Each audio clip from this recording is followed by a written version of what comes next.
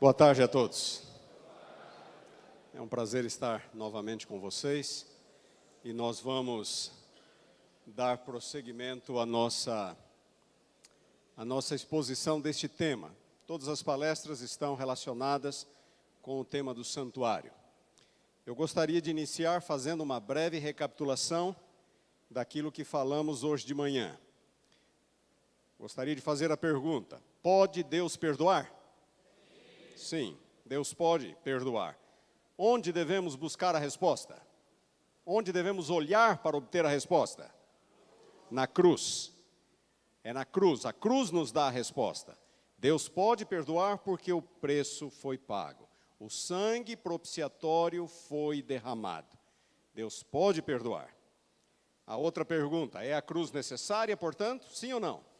A cruz é necessária. Deus é um ser justo.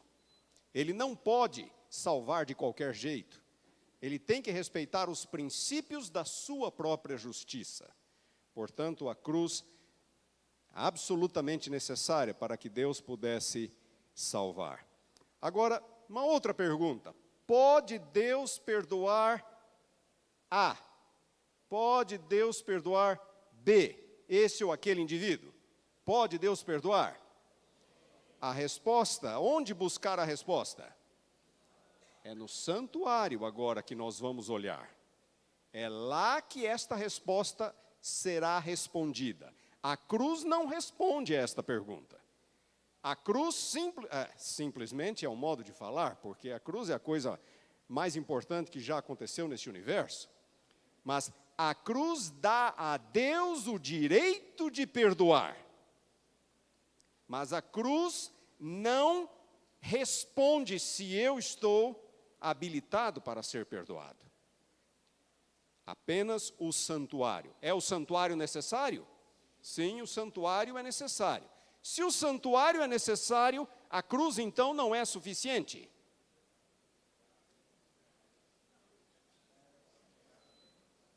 Irmãos, a cruz como sacrifício expiatório é mais que suficiente. Tá certo? Este é uma das ênfases do livro de Hebreus. Não precisamos de um outro sacrifício. O sacrifício de Jesus na cruz é mais que suficiente, sem dúvida nenhuma. Porém, por si só, a cruz não valida o direito de Deus de perdoar A ou B. Porque o perdão somente ocorre em resposta à fé. Portanto, a cruz não demonstra se eu tive fé, se eu criei. Nós precisamos de um outro, de algo mais, e esse algo mais nós encontramos no santuário. E agora aquela mesma ênfase que eu já dei: o perdão tem dois lados, o lado do que o confere e o lado do que o recebe. O primeiro destes lados, ambos precisam ser vindicados, certo? Pode Deus perdoar? Pode Deus conferir perdão? Sim, Ele pode. Do contrário, se esse lado não puder ser vindicado ou validado, o resultado seria arbitrariedade. E o outro lado é a disposição do pecador em ser perdoado. O outro lado do perdão também precisa ser validado. Do contrário, o resultado seria o universalismo. Todos seriam salvos.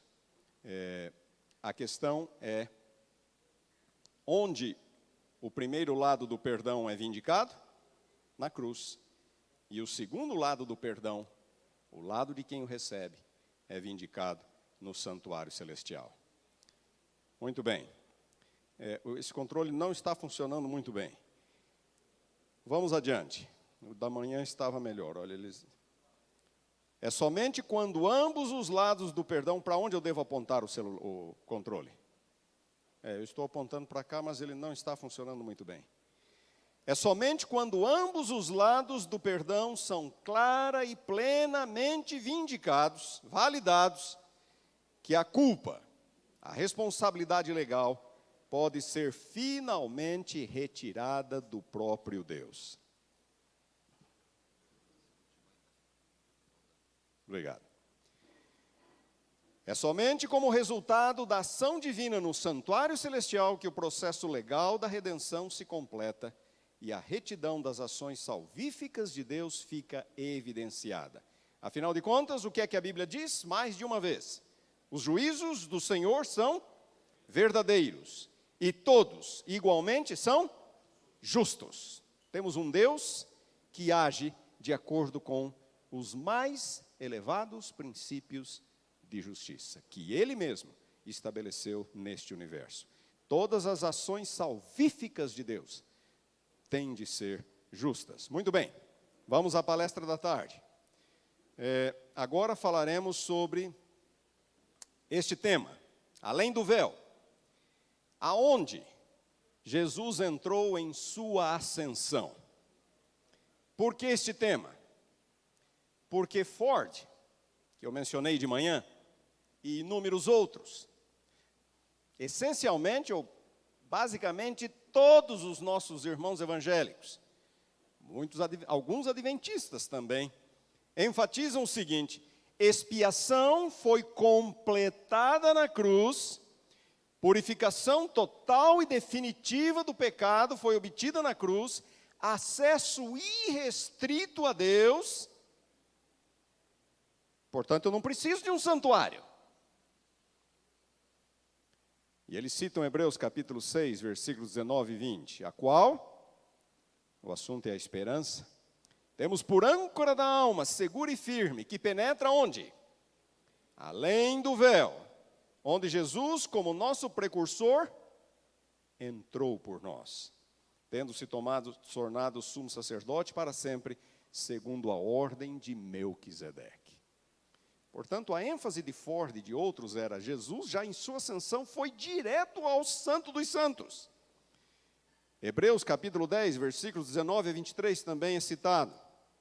Tendo, pois, irmãos, intrepidez para entrar no Santo dos Santos, pelo sangue de Jesus, pelo novo e vivo caminho que Ele nos consagrou pelo véu, isto é, pela sua carne.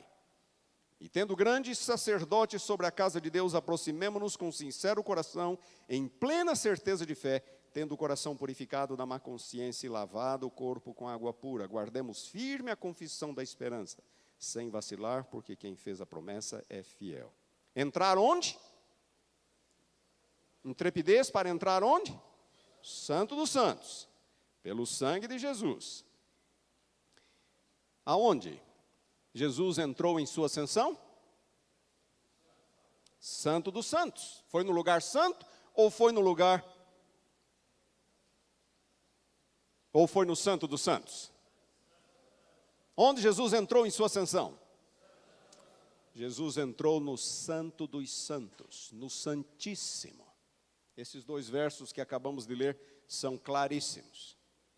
Muitos adventistas, porém, dizem que Jesus, na sua ascensão, entrou no lugar santo. E em 1844, apenas ele entrou no Santo dos Santos, no Santíssimo. Ford e vários outros dizem que Jesus, na sua ascensão, entrou no Santíssimo, no Santo dos Santos. E que essa entrada era paralela à entrada do sumo sacerdote arônico, no Santo dos Santos, no dia da expiação. Portanto, quando foi o dia da expiação? Não precisamos esperar até 1844, é o que Ford dizia. Jesus, já na sua ascensão, foi direto ao Santo dos Santos. Deixa eu só mencionar aqui uma coisa. Nós já vamos comentar sobre isso, mas deixa eu antecipar. Ford não estava errado nesse ponto.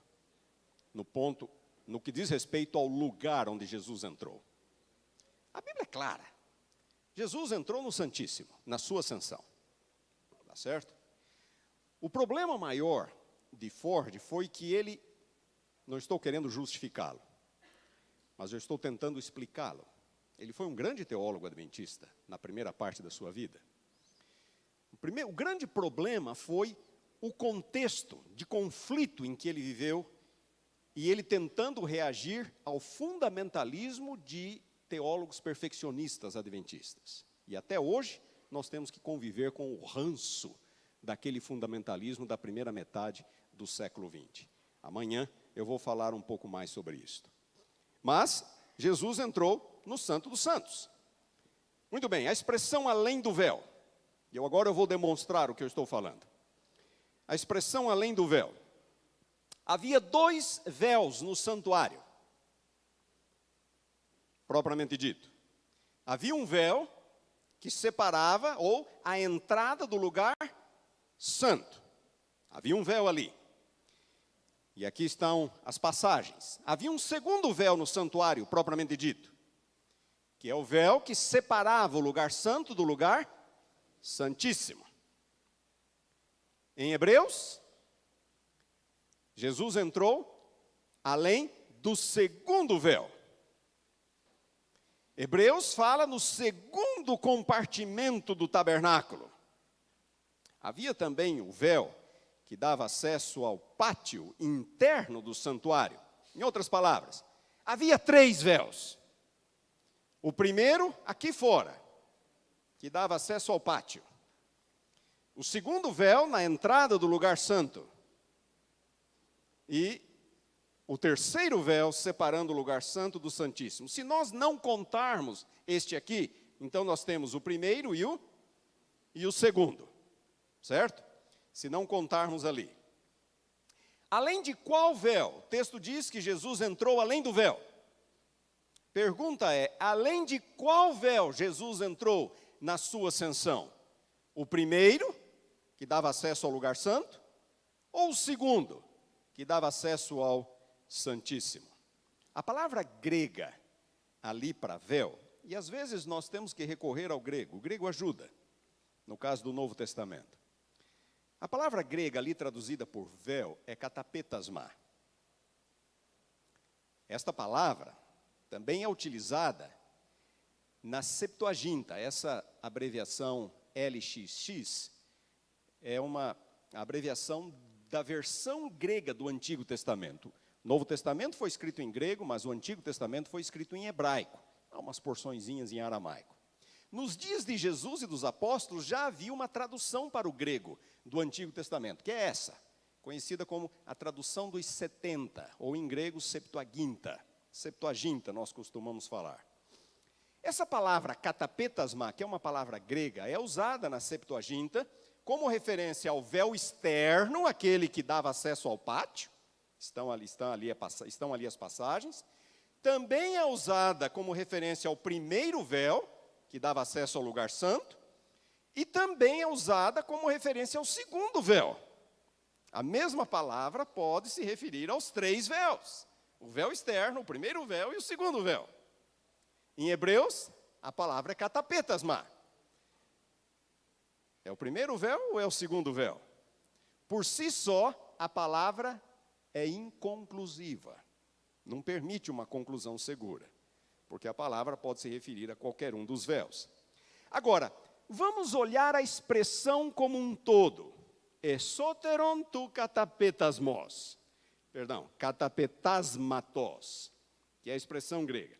Além do véu. Além do véu. Estou olhando a expressão como um todo. A palavra esoteron, que é a palavra para além, é um adjetivo comparativo, significa além de, é a parte mais interna, a parte mais interior de algo. Ela é usada em 1 Samuel 24:3, como referência à parte mais interior da caverna, referência a Davi. É usada também como referência à porta mais interior do santuário, que ali se refere ao Santo dos Santos.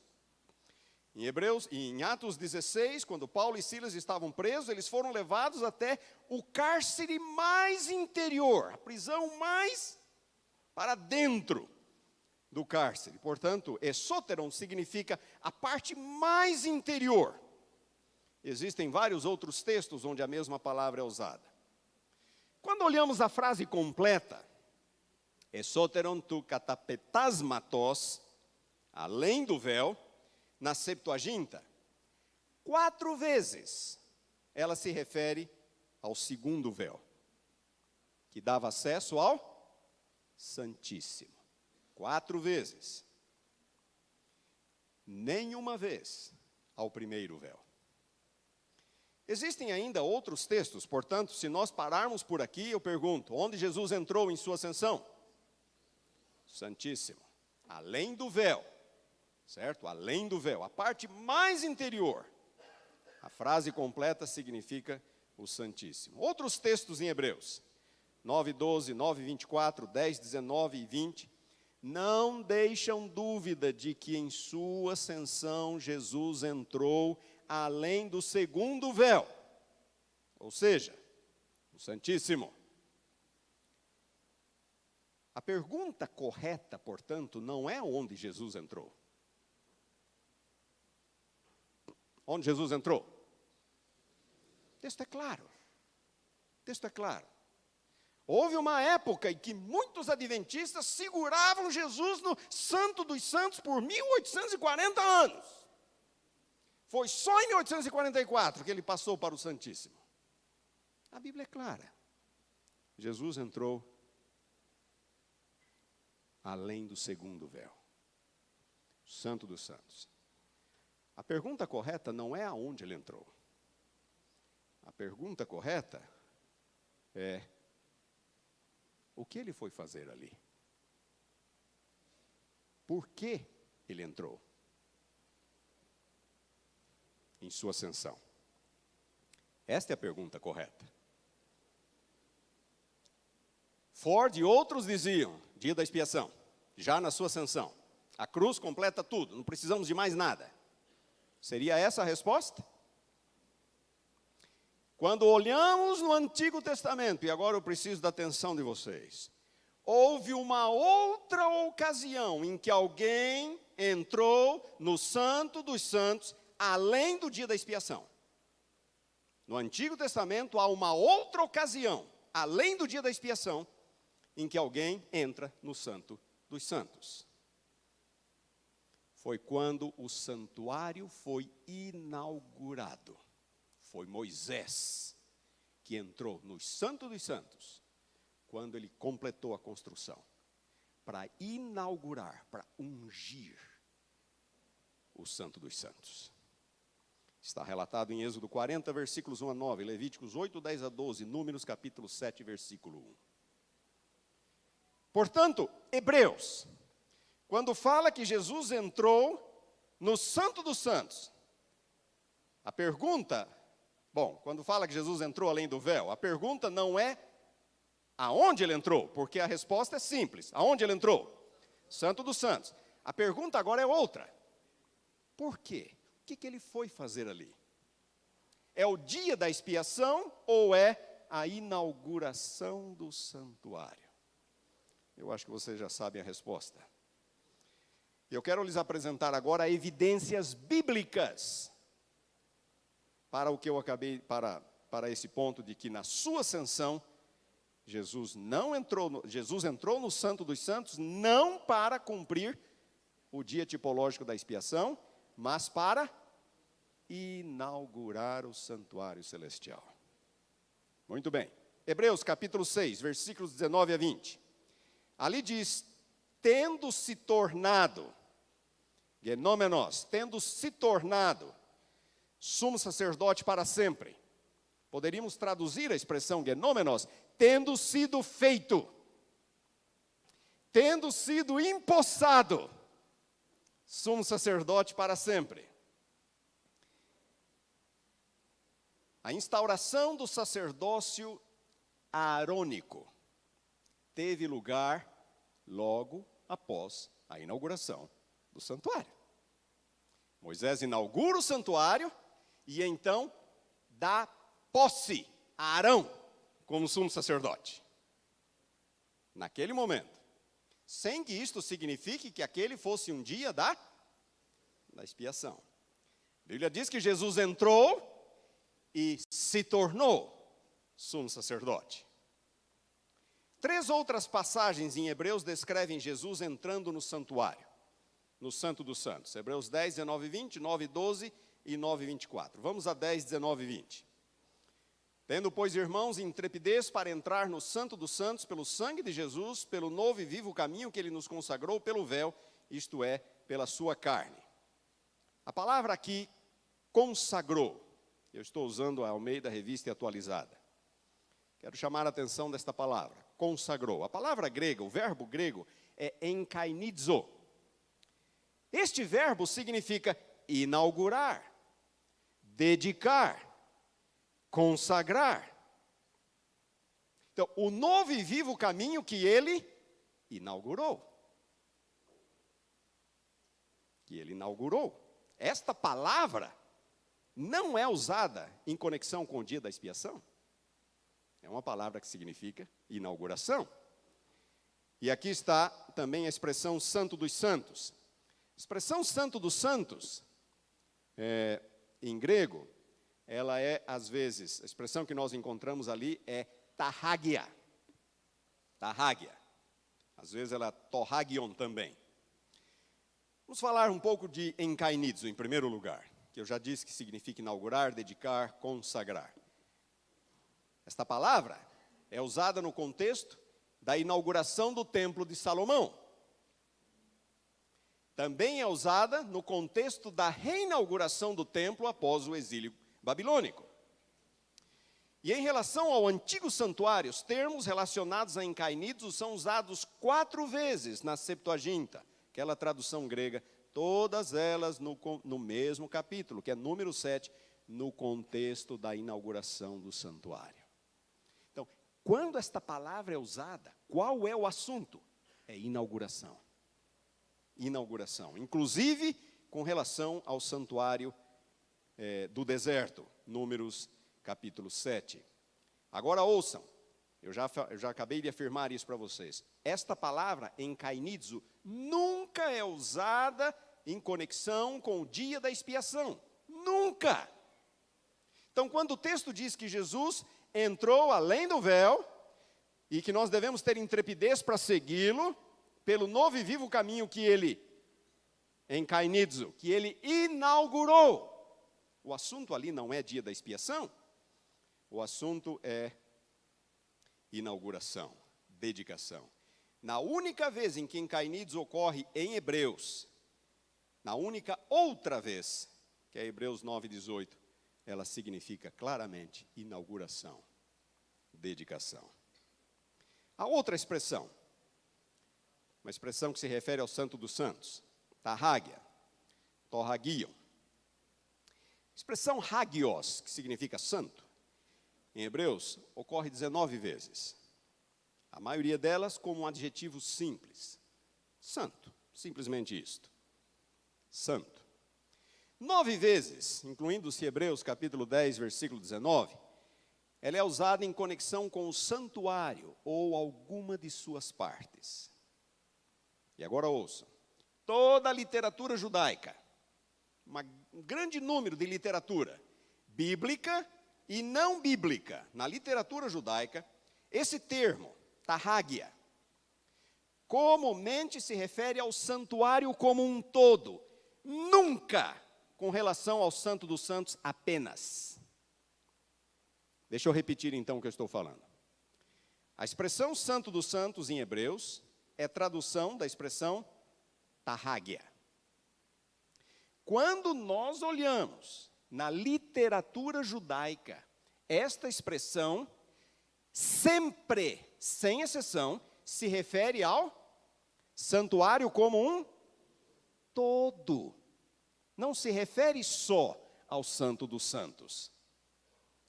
Na Septuaginta, aquela tradução grega do Antigo Testamento, 109 vezes esta expressão é utilizada, sendo que 106 se refere ao santuário como um todo e 3 vezes ao lugar santo. Nunca ela é usada como referência ao Santo dos Santos. Nunca. Em Hebreus, portanto, a melhor tradução para tarragia deveria ser santuário. Não deveria ser Santo dos Santos. Exceto, é claro, em Hebreus 9:2, onde a referência é inequívoca ao lugar santo. Infelizmente, nossas traduções não ajudam neste ponto em particular. Tarrágia deveria ser traduzida por santuário, exceto em Hebreus 9:2, onde é muito claro que a referência é ao lugar santo. Nunca esta palavra é usada na literatura judaica como referência ao Santíssimo. Nunca. Nunca. E olhem as nossas traduções. Almeida Revista e Atualizada. Hebreus 9:12, Santo dos Santos. Hebreus 9:25, 10:19, 13:11, Santo dos Santos. A Nova Almeida. A Nova Almeida está lá. Hebreus 9:25, Santo dos Santos. Hebreus 13:11, Santo dos Santos. As duas, a Almeida revisada, atualizada, perdão, e a Almeida e a Nova Almeida traduzem Hebreus 9:2 corretamente, é o lugar santo. Olhem a corrigida. A corrigida é a melhor delas, porque de fato a expressão significa santuário. A antiga corrigida tem santuário, mas aqui não deveria ser santuário, aqui deveria ser lugar santo, porque aqui é claramente uma referência ao lugar santo. Mas nesse ponto a corrigida é a melhor das traduções que nós temos. A Nova Versão Internacional, santuário, tabernáculo, lugar santo, está correto. Santo dos santos, santo dos santos, santuário, santo dos santos, santo dos santos, santo dos santos. Almeida 21, santuário, santuário, tenda, santíssimo, santíssimo, santuário, santíssimo, santíssimo, santíssimo. Bíblia de Jerusalém, santuário, santuário, lugar santo, está correto. Santuário, santuário, santuário, santuário. A Bíblia de Jerusalém também está correta, não é? Na verdade, é mais correta ainda que a Almeida corrigida por causa de Hebreus 9:2, que ali é claramente, inequivocamente, uma referência ao lugar santo. Então, irmãos, a expressão se refere ao santuário, o que reforça ainda mais a ideia de inauguração. Jesus, em sua ascensão, entrou no santuário. Mas onde no santuário ele entrou? Ele entrou no Santíssimo. Mas a ênfase não está no Santíssimo, a ênfase está no santuário. Jesus, na sua ascensão, entrou no santuário para inaugurar o santuário. Vamos a Hebreus 9:12. Não por meio de sangue de bodes e de bezerros, mas pelo seu próprio sangue, entrou no Tarrágia, entrou no santuário, uma vez por todas, tendo obtido eterna redenção. Aqui está a expressão Tarrágia, que vocês já sabem que deveria ser traduzido por santuário. Ele entrou no santuário, embora ele tenha ido no Santo dos Santos. Mas a ênfase de Hebreus está na entrada de Jesus no santuário. E eu quero chamar a atenção de vocês para essas duas palavras aqui. Não por meio do sangue de bodes e bezerros. Muito bem. A palavra grega para bode é tragon. E a palavra grega para bezerro é moskon. Certo? São as palavras que são utilizadas ali em Hebreus 9:12. Tragon e moskon. Muito bem.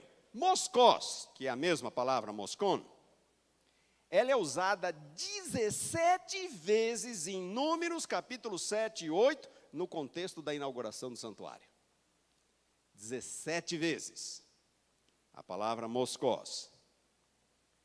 E ela é usada 7 vezes em Levíticos 16, em referência ao dia da expiação. Então, se eu tomar só a palavra moskos, eu tenho como saber se é inauguração ou dia da expiação?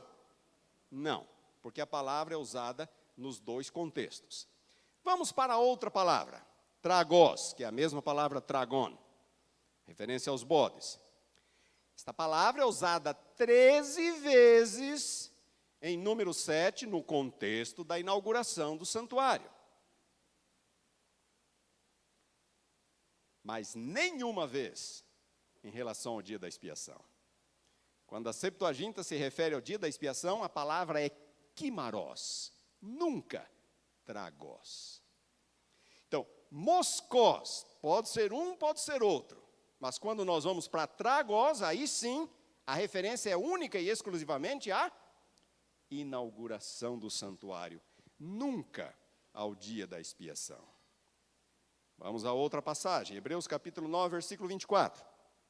Porque Cristo não entrou em santuário, feito por mãos, figura do verdadeiro, porém no mesmo céu, para comparecer agora por nós diante de Deus. Se nós olharmos o contexto de Hebreus 9, a referência é muito clara. Os versículos 16 a 21 estão falando da inauguração do santuário, vai até o 24, que é o nosso versículo. No versículo 18 aparece a palavra enkainizo, que significa inaugurar, e, portanto, Hebreus 9, 24 não deixa nenhuma dúvida de que a referência é a inauguração do santuário. Muito bem, estamos na conclusão agora. Aonde Jesus entrou em sua ascensão? Ele entrou além do segundo véu. E na linguagem bíblica, essa expressão significa apenas uma coisa: Santo dos Santos. Jesus entrou no Santo dos Santos. Mas a verdadeira questão não é aonde ele entrou. A verdadeira questão é o que ele foi fazer ali. Qual é o evento descrito em Hebreus capítulo 6, versículos 19 e 20, e capítulo 10, versículos 19 a 23. Qual é o evento? E a resposta é só uma: inauguração do santuário celestial. A ideia, portanto, de que o dia da expiação se cumpriu na cruz e que em sua ascensão Jesus já cumpriu a tipologia do dia da expiação, não tem base bíblica. Ele entrou no Santo dos Santos, mas não por causa do dia da expiação. Nós não precisamos segurar Jesus no lugar santo até 1844. Vocês estão me entendendo? Não precisamos. É muito clara, a Bíblia é muito clara. Jesus entrou além do véu, além do segundo véu. A questão não é aonde ele entrou. A questão é por quê, o que ele foi fazer. Foi neste momento que Jesus foi investido como nosso sumo sacerdote, que o santuário celestial foi inaugurado. Deixa eu colocar da seguinte forma: o santuário celestial é a sede do trono de Deus, da morada do Altíssimo. Todas as suas ações procedem dali. Todas as suas ações de governo, todas as suas ações salvíficas estão sediadas, baseadas no santuário celestial. Portanto, ele sempre esteve em funcionamento. Quando Moisés foi chamado para construir um santuário, esse santuário deveria ser cópia de um que já existia. O santuário celestial já estava lá, sempre foi a sede do governo de Deus. Mas alguma coisa tornou a entrada de Jesus no santuário especial em sua ascensão. O que foi? O que tornou a entrada de Jesus especial no santuário logo após, na sua ascensão?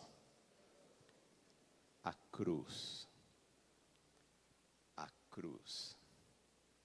Agora, Jesus estava autorizado, legalmente autorizado a levar adiante a sua obra de intercessão.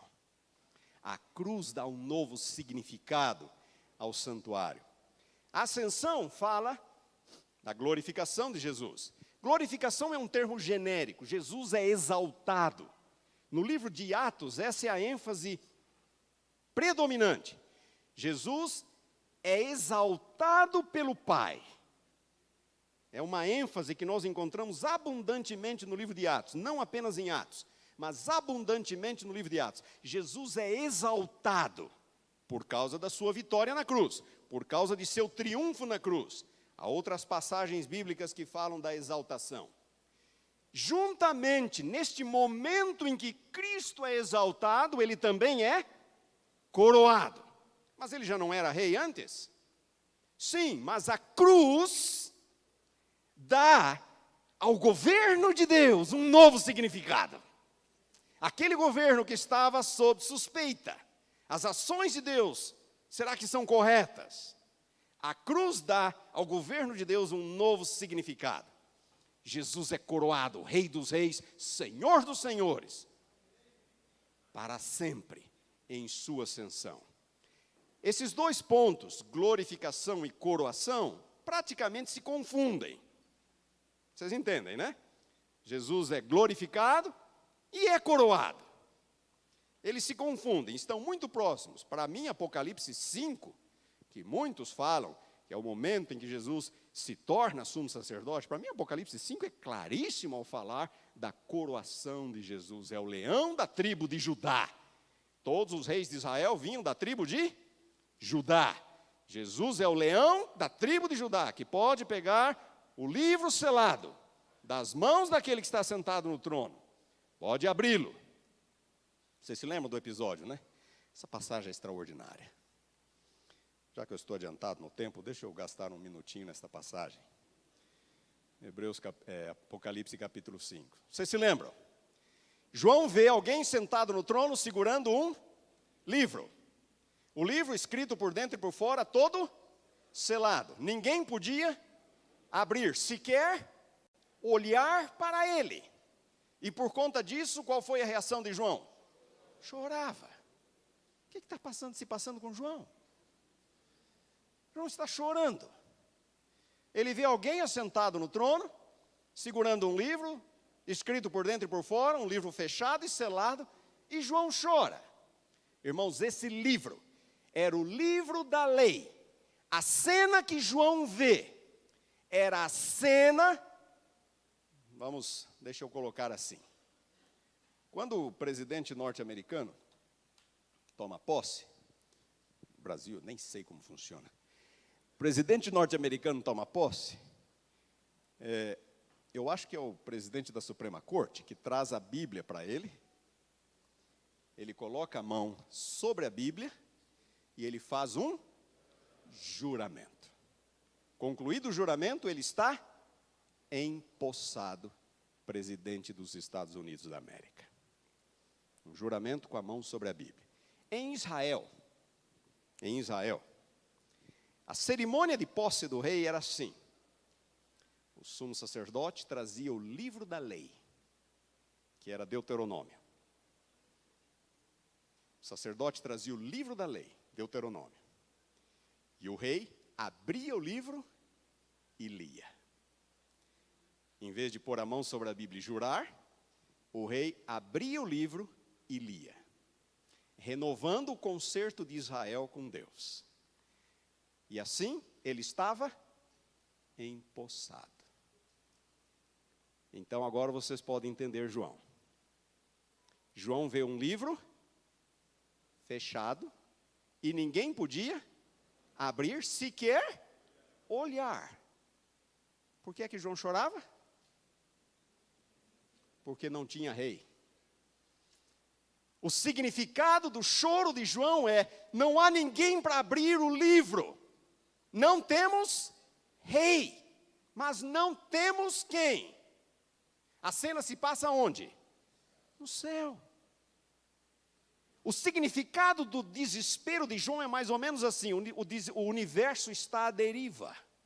O universo está sem rei. O universo está sem rei por causa do pecado. O pecado maculou, trouxe uma mancha sobre o governo de Deus. É como se Deus fosse o responsável. Ele é o criador, não é? Você compra um relógio, o relógio dá defeito, onde é que você vai? Você vai na loja. E você culpa quem? Fabricante. Você compra um carro, o carro deu defeito, você volta na concessionária. Você culpa quem? O fabricante. Uma coisa deu errado nesse universo, a culpa é de quem? Parece que é do fabricante. Então, o pecado lançou uma sombra sobre o caráter de Deus.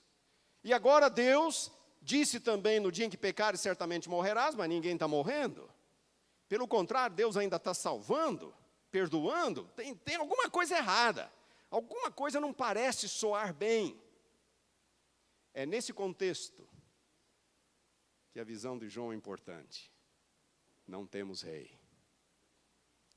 Mas aí um dos anciãos falou: João, fique tranquilo, dê uma olhada. Tem alguém que pode pegar esse livro, abrir. Tem alguém. E quando João olha, o que ele vê? Antes de João olhar, esse ancião fala: é um cordeiro, como que foi morto. O significado da cruz em restaurar a essência da justiça, do governo de Deus no universo. é um cordeiro como foi morto. E aí João procura, e quando ele olha, o que ele vê? Ele vê um leão da tribo de Judá.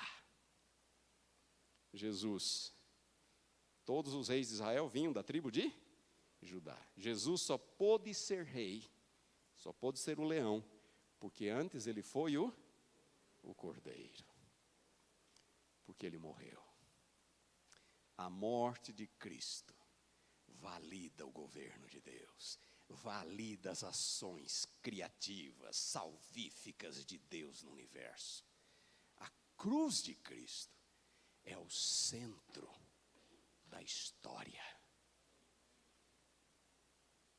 E no exato momento em que João vê o leão da tribo de Judá, começa uma série de reações no céu.